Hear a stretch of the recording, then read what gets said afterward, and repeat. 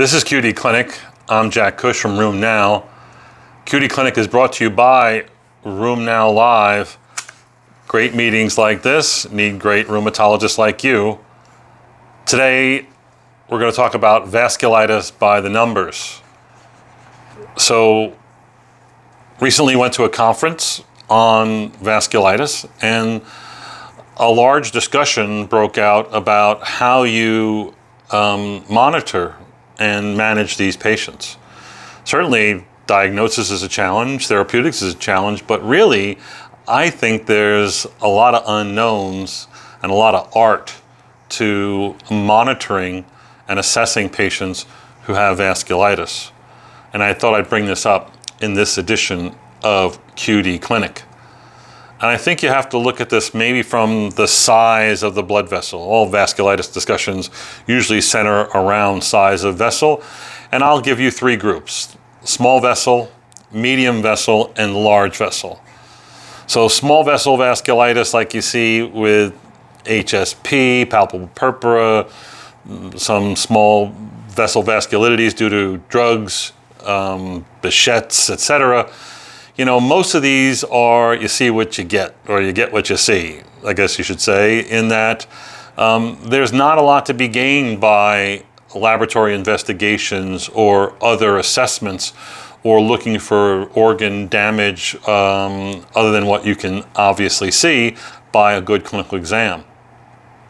If you move on to larger vessels, meaning medium-sized vessels like you might see in ANCA-associated vasculitis, there's a bit more of a challenge. Certainly you're going to assess patients based on the presentation and organ system involved in someone with ANCA-associated vasculitis. So if it's just upper respiratory, if it's lower respiratory, if it's renal, if it's other organs or skin, clearly symptoms and signs and clinical assessments are very, very important.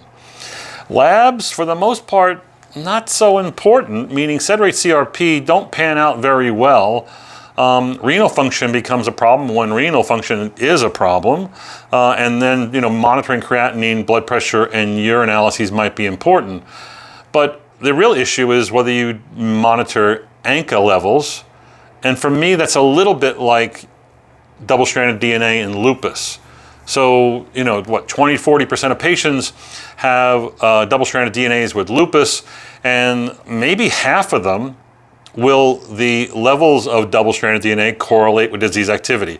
The other half, they're positive, and they're always positive, and they never change even though the patient gets better or is treated. Same can be said for ANCA.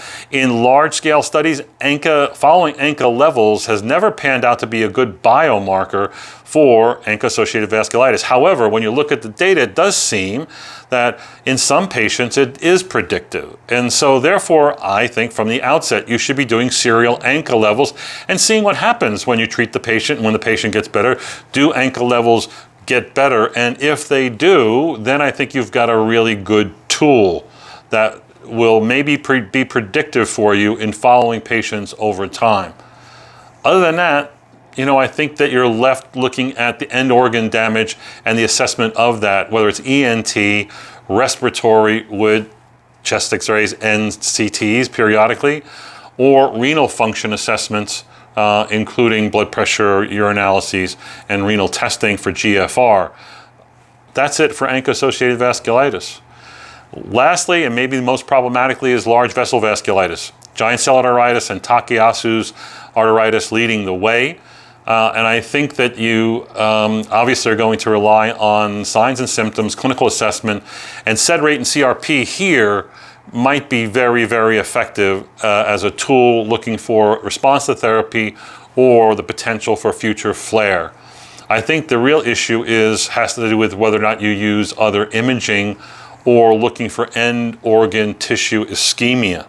So if they've got GCA and they've lost their vision, you want to make sure they don't lose the other eye or there's no worsening of vision. And so you do your clinical assessments, you'll do your sed rate and CRP, but do you do anything more? You don't do serial biopsies.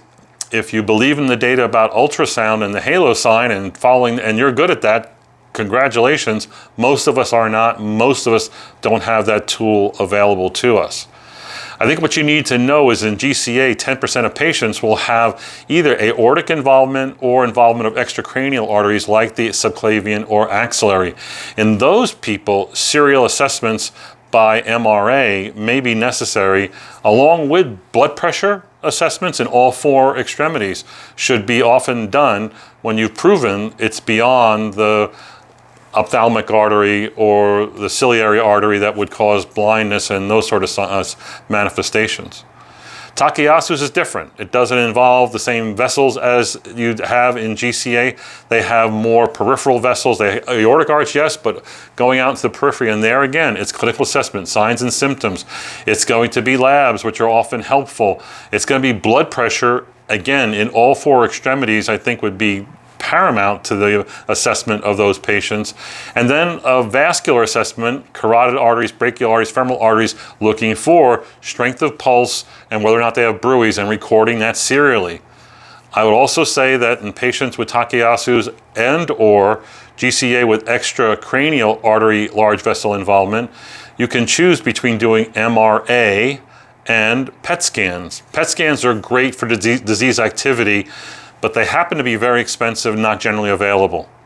MRAs are good at defining the extent of disease or the development of new disease and can be done serially. God helping, the insurance company will pay for it. Anyway, that's my assessment and management of patients with vasculitis of different sizes. I'll close with a note about our program at Room Now Live on Saturday the 14th. As we do on every day of the meeting, we have these TED Talks. We call them Step Talks. 15-minute talks meant to be inspirational or encapsulations of new thoughts. We got a session on Saturday morning that's just fabulous. 3 major leaders from the European Union, Gerd Burmester on the future of rheumatology, Robert Landaway on are we treating early arthritis correctly or not, and then the godfather of Treat the Target, Joseph Smolin's going to say 10 years later, are we doing this right or not on Treat the Target? It's an exciting program. Check it out at roomnow.live.